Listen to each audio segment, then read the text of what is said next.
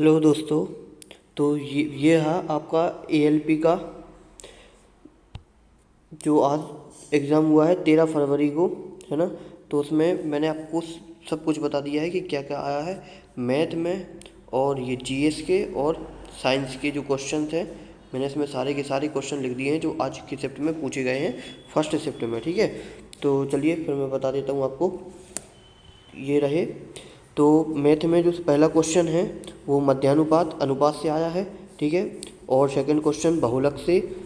Third question percentage में election वाला है। और फोर्थ क्वेश्चन ट्रेन वाला है। Fifth question work and time. ठीक है, 5 क्वेश्चन ये हो गए आपके। उसके बाद एक क्वेश्चन एलसीएम एचसीएफ से पूछा गया था, एक क्वेश्चन अलजेब्रा से पूछा गया था। ठीक है, तो ये आपके 7 से 8 क्वेश्चन मैथ में हो गए हैं। इसके बाद और भी क्वेश्चन जो कि मुझे मिले नहीं है। बाकी ये एक क्वेश्चन प्रॉफिट एंड लॉस से भी था। ठीक है, प्रॉफिट एंड लॉस से।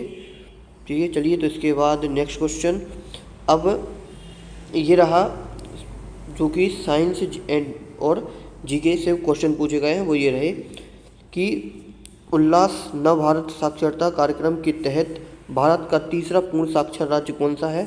तो ये त्रिपुरा है। ठीक है, विस्थापन अभिक्रिया, ये केमिस्ट्री से क्वेश्चन था। ठीक है, और नेक्स्ट क्वेश्चन है अनुशासन का वास्तविक अर्थ क्या है? ये क्वेश्चन एक पूछा गया था कि, तो इसका आंसर होगा नियम सिद्धांत का पालन करना। हाँ, और मैंने बताया था जैसे कि मैथ में 2 क्वेश्चन और थे जो कि एक्स्ट्रा मैंने लिख लिए हैं इधर पे, है ना। तो ये क्वेश्चन ये रहा कि 60 का 50% और 40 के 30% से कितना अधिक है? तो ये आपको सॉल्व कर लेना है इस टाइप में, परसेंटेज में। इसके बाद कोस 5 अल्फ़ा, मतलब कि ये ट्रिगो से था एक क्वेश्चन, है ना। तो ये क्वेश्चन आप देख लेना, ट्रिग्नोमेट्री के फॉर्मूलेज वगैरह देख लेना। नेक्स्ट क्या है जो कि पूछा गया है कि ध्वनि तरंगों के विदलन के क्षेत्र में माध्यम का घनत्व और दबाव कैसा होता है? तो ये तरंग से ये फिजिक्स का एक क्वेश्चन है, तो उसमें उच्च दाब और उच्च घनत्व। ठीक है, नेक्स्ट क्वेश्चन है कि विषमांगी मिश्रण का गुण कौन सा है? विषमांगी मिश्रण मिक्सचर से पूछा गया है, जो कि केमिस्ट्री का हो गया एक क्वेश्चन। तो ये है कि मिश्रण के घटकों को भौतिक रूप से अलग अलग देखा जा सकता है, ये एक क्वेश्चन था। ठीक है, इसके बाद ऊतक से, जो कि ऊतक से 2 क्वेश्चन है, एक मैंने इधर लिखा हुआ है, एक नीचे लिखा हुआ है। ठीक है, जैसे कि मैं नहीं इसमें नहीं लिखा है मैंने, तो एक चलो मैं बता देता हूँ कि ऊतक से एक आया था उपकला ऊतक का, उपकला ऊतक। ठीक है, एक तरल संयोजी ऊतक और एक उपकला ऊतक। और लेंस एक दर्पण का क्वेश्चन आया था और एक क्वेश्चन आया था लेंस का। ठीक है, तो ये फिजिक्स से 4 से 5, 3 से 4 क्वेश्चन फिजिक्स के थे, और 3 क्वेश्चन समझ लो आप। तो जिसमें से कुल टोटल जो थे 10 क्वेश्चन थे साइंस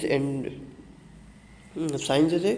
बाकी के करंट अफेयर जो है वो शायद से करंट अफेयर का शायद से 1 से 2 क्वेश्चन था करंट अफेयर का। ठीक है, तो और चलिए एक क्वेश्चन और बता देता हूँ मैं कि जब किसी वस्तु को एक अवतल दर्पण की वक्रता केंद्र से पीछे रखा जाता है तो प्रतिबिंब कैसा होगा? यार सॉरी, ये गलत हो गया थोड़ा सा। किसी वस्तु को एक अवतल दर्पण के वक्रता केंद्र से पीछे रखा जाता है तो प्रतिबिंब कैसा होगा? तो प्रतिबिंब जो है वह वास्तविक, उल्टा और छोटा बनेगा। तो ये रहे पूरे आज के क्वेश्चंस, और चलिए फिर मिलते हैं कल। ठीक है।